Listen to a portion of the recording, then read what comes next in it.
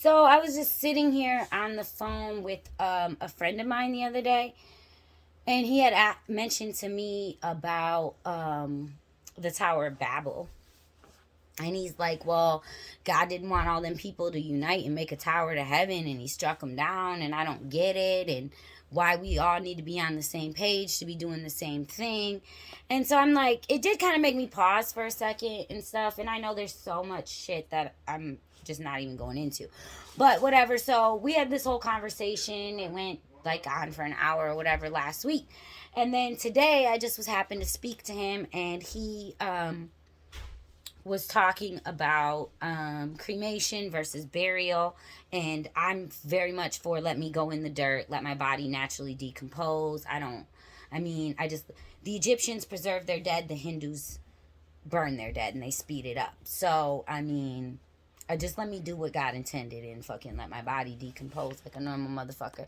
My homie from Iraq, he actually told me that in his country, which I don't know, he was telling me like their family buys a whole plot of land, and then like you dig your hole that you're gonna bury, and then you build like you dig like a little slit that's just big enough for this wood case or whatever to slide in, and then it's the body's just wrapped and cleaned very nicely, and it's slide in and then to the side of the hole, and then they fill the hole in, and then and then the body just goes, and then over time there's more room to bury more family members, and that's like your ancestors' land, that's your family's land. So I'm like, hell yeah, me and him was having this convo a while ago. Like, he teaches me a lot of really dope shit from just old ways that I love.